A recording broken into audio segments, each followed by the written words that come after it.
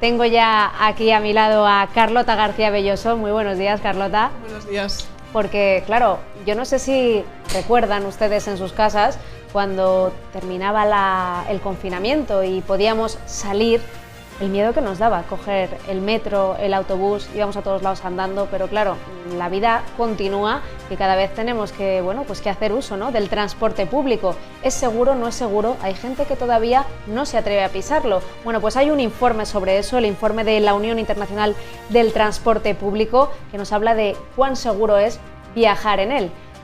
Carlota tiene todos los datos, por eso me la he traído aquí a plató. Así que, Carlota, cuéntame, ¿es seguro? ¿No es seguro? Sí, como tú has dicho, es una de las dudas que se ha repetido durante toda la pandemia y por eso está este informe de la Unión Internacional del Transporte Público que quiere arrojar luz sobre este tema. ¿Por qué? Pues lamentan que durante toda la pandemia se haya estigmatizado el transporte público en vez de lanzar mensajes seguros. Ya te hago un spoiler, Leticia. ¿Cuál es la conclusión? Viajar en transporte público sí que es seguro. Y en este informe que estamos viendo en pantalla, pues tenemos muchos datos que iremos comentando ahora. Bueno, ha habido varias medidas, ¿no?, que se han puesto en marcha a raíz de la pandemia precisamente para garantizar que sea seguro viajar en transporte público. Por ejemplo, la distancia de seguridad, no se podía sentar la gente junta, aunque creo que esto ya ha cambiado. También, pues todo el mundo, por supuesto, con mascarilla. Hay aforo en las paradas, es decir, ya no encontramos esas aglomeraciones. Yo lo sé porque soy usuaria del Metro de Madrid y sigo cogiéndolo y lo veo todos los días, y cuando hay demasiada gente no pasa el abono, no te abren los tornos. Entonces, ¿cuáles son las medidas que han tomado, ¿no?, los operadores, aparte de estas que yo he visto, pues eso, como usuaria? Sí, al final son las mismas medidas que se han tomado en cualquier otro sector. Por ejemplo, en la hostelería ya todos llevamos la mascarilla, el gel hidroalcohólico también está en todas partes, pero bueno, ¿qué medidas se han tomado en concreto? Pues la limpieza, por supuesto, y la desinfección en concreto para limpiar esas zonas, por ejemplo, pues en los pasamanos, en los tornos y en los lectores de tarjeta, pues que son las zonas del transporte público que se tocan recurrentemente. Además, se intenta ventilar siempre por vía natural, como en el caso de los autobuses que van por la calle y van con la ventana abierta, y en el caso de que esto no sea posible, pues gracias a la ventilación artificial. Son algunas de las medidas que se están tomando, son en general las que se toman en otros sectores, pero la Unión Internacional del Transporte Público quiere reivindicar que se están tomando medidas concretas también aquí.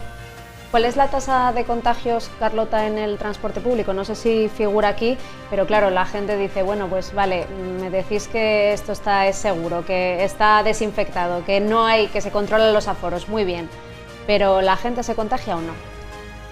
Es una buena pregunta, Leticia. De hecho, lo que reivindica la Unión Internacional del Transporte Público es que la gente se contagia menos, dado que en el transporte público, metro, autobús o cualquier estación, la gente normalmente por la pandemia ya no está comiendo, lleva siempre la mascarilla puesta y no es un lugar en el que se encuentran con otras personas para acontecimientos sociales, simplemente utilizan el transporte público para desplazarse. Entonces, ¿qué ha hecho esta organización sectorial? Ha cogido varios informes de diferentes países para ver qué tasas de contagio hay según cada caso. Si quieres, hacemos un repaso por países.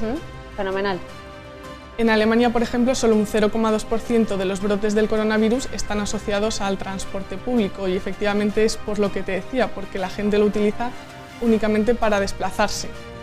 En Francia se hizo un estudio entre mayo y septiembre y solo el 1,2% de los contagios están asociados al transporte. Sin embargo, pues como ya sabemos, los contagios sí que se dan en otras zonas, por ejemplo en el trabajo. Ahí los contagios en Francia ascienden hasta el 25% según ese mismo informe. Lo mismo en colegios, universidades y otro tipo de eventos, ¿no?, donde sí la tasa de contagios es más alta. Otra forma de medirlo, por ejemplo, como se ha hecho en Reino Unido, es cuánta gente se contagia por cada traslado que se hace. Pues solo se contagia una persona por cada 11.000 desplazamientos en Reino Unido, lo cual la probabilidad es bajísima, del 0,01%.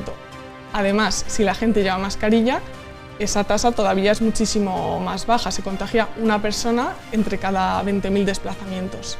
Hay que hacer muchos desplazamientos para llegar a contagiarse, ¿eh? Porque yo no creo que haga 20.000 desplazamientos al año, vamos, ni siquiera, transporte público.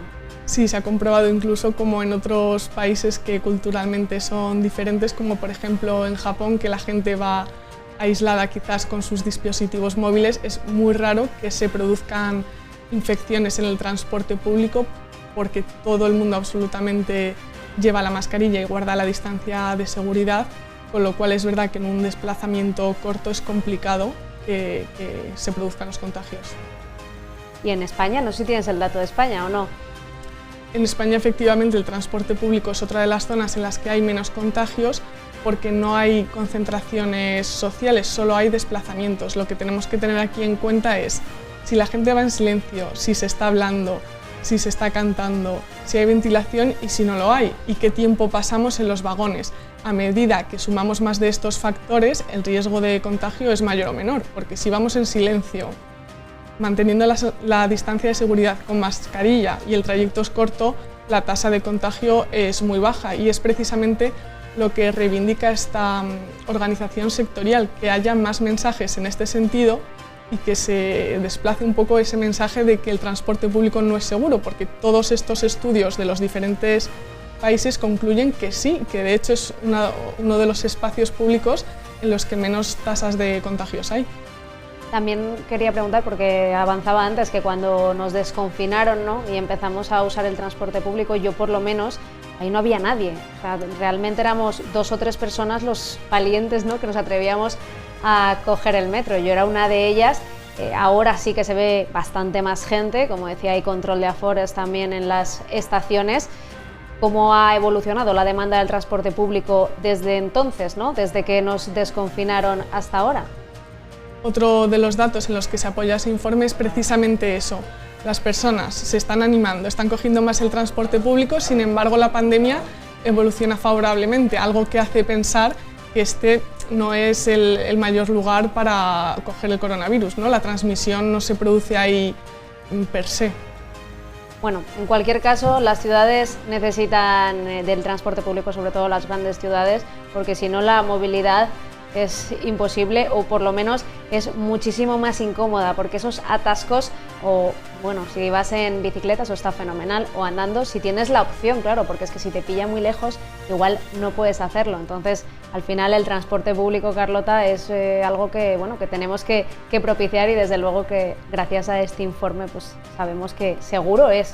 Sí, es un bien común el que los ciudadanos utilizan pues para hacer otras actividades importantes, como acudir al trabajo o a sus centros de estudios. Sin el transporte público quizás muchas personas no podrían hacerlo. Entonces la Unión Internacional del Transporte Público dice: aprovechemos esta oportunidad para replantear el sistema público de transporte y mejorémoslo.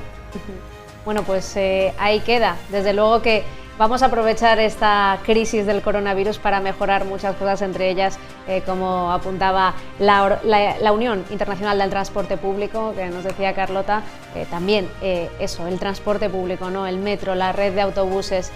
Yo, por lo menos, soy usuaria, así que y no me he contagiado. Veo que hay muchas... es totalmente seguro, por lo que yo percibo, hay distancia de seguridad, la gente, la verdad es que se lo toma muy en serio, no se apelotonan, no se juntan, si hay espacio pues la gente se separa, así que yo abogo porque volvamos poco a poco a utilizar el transporte público, sobre todo porque ahora muchos están teletrabajando, pero cuando acabe el teletrabajo va a ser necesario, va a ser necesario. Muchísimas gracias, Carlota García Belloso, por traernos esta información sobre la seguridad del transporte público. Muchas gracias. Bueno.